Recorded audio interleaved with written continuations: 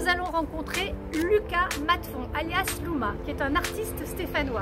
Et c'est le seul artiste qui est né 2 fois, en 87 et en 92. Mais il va nous expliquer. Venez. On y va vite, j'ai trop. Bonjour Luma. Bonjour. Je suis ravie de vous retrouver, pas de vous retrouver dans votre atelier, parce que je vous avais déjà vu effectivement une fois en train de peindre au Salon de l'Habitat. Et je m'étais arrêtée devant vous parce que je trouvais ça magique. Il y a beaucoup de couleurs, etc. dans vos peintures.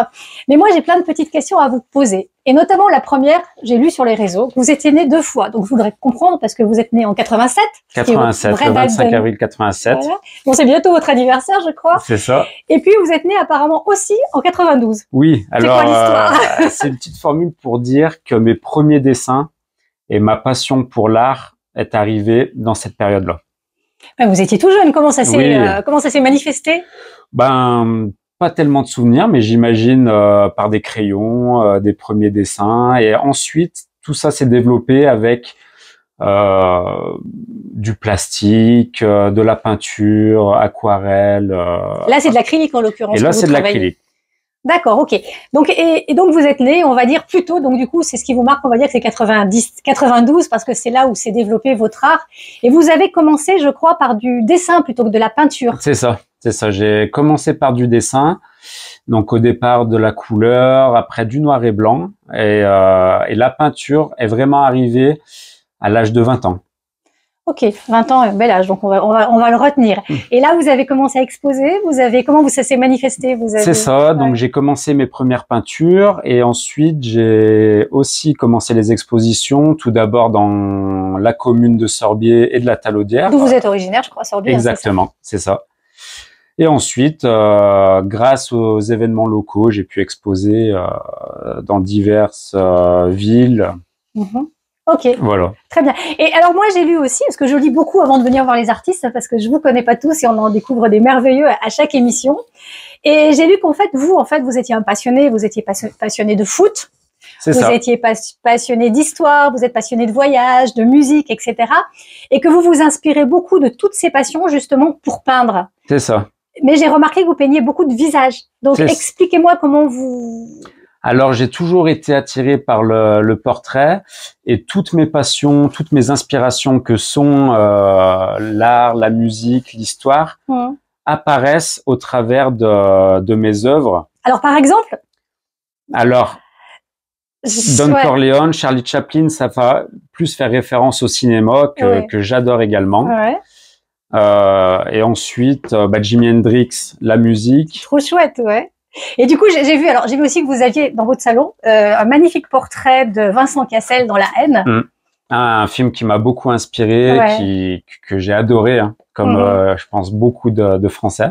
Ouais. Un film un peu violent, mais qui effectivement reflète peut-être la société aussi. Oui, voilà. Et en fait, donc c'est vrai que j'essaye à travers mes visages et mes couleurs d'inciter à la diversité, à la tolérance entre les hommes.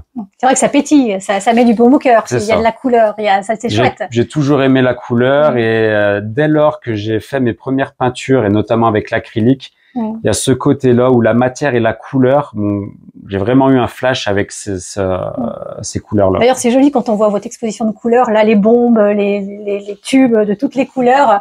Voilà, j'utilise, c'est vrai, la plupart du temps, beaucoup de couleurs assez vives. Ouais, c'est acidulé, on va dire.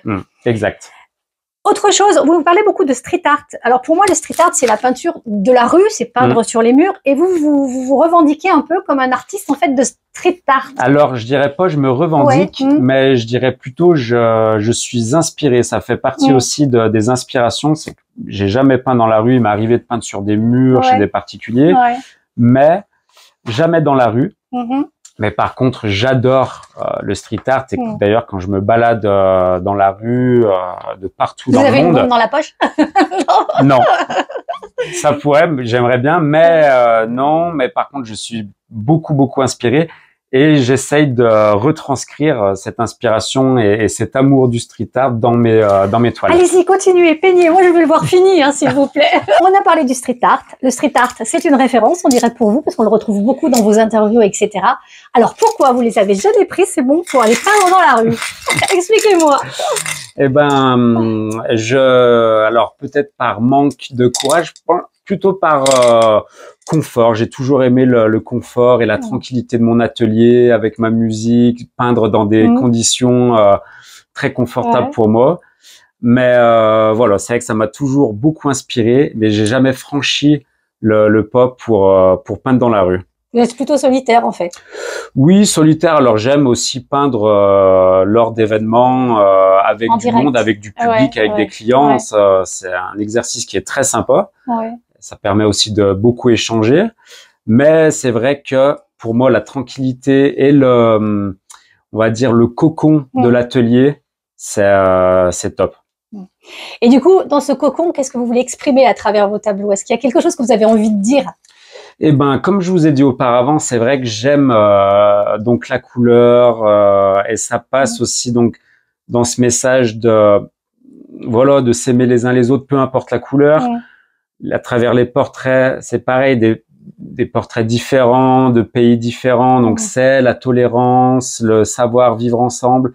J'ai envie d'exprimer ce message-là en fait à travers mes peintures pour que pour avoir tout simplement une meilleure société. C'est joli, c'est un beau message, Chaloupin. C'est un beau message. Ça fait plaisir d'entendre ça. Bon, mais je vous remercie. Par contre, ce qu'on va faire maintenant, c'est mon petit tac au tac, parce que j'adore le petit tac au tac. Alors, une petite question avant de passer au tac au tac. Vous exposez où? On peut trouver où vos œuvres? Alors, en ce moment, on peut trouver mes œuvres à la galerie Carré d'Artistes à Saint-Étienne. Et à celle de Grenoble et de Dijon également, où j'ai quelques œuvres. D'accord, Carré d'Artistes aussi. Voilà. Autrement, directement sur votre site, je crois. J'ai vu. Sinon, sur mon site internet, louma-officiel.com. D'accord. Tac au tac. Attention, ça va aller vite. Allez-y, j'attends que vous peigniez. Moi, je veux ça quand je vais repartir, hein.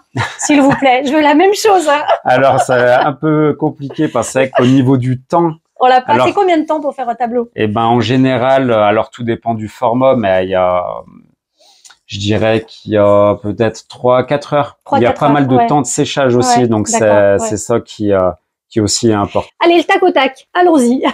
Si je vous dis peinture, musique, voyage, sport, qu'est-ce que vous me dites? La vie. Ok.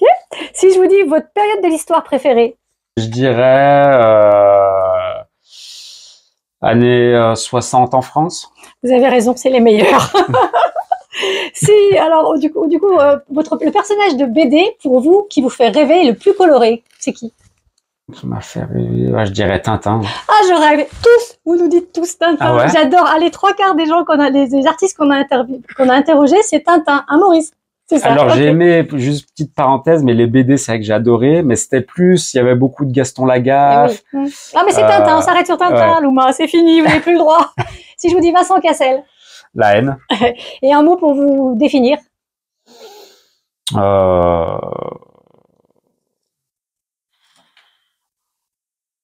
Je dirais cool. Et ben, je vous remercie. En tout cas, c'était un interview très sympa et je suis ravie d'avoir fait votre connaissance. Et ben, de même, également. Et puis, j'aimerais bien l'avoir fini, à vous envoyer une photo. Et ben, je vous envoie une photo dès que possible. Ok, merci. Dans les prochains jours. À très vite. Merci.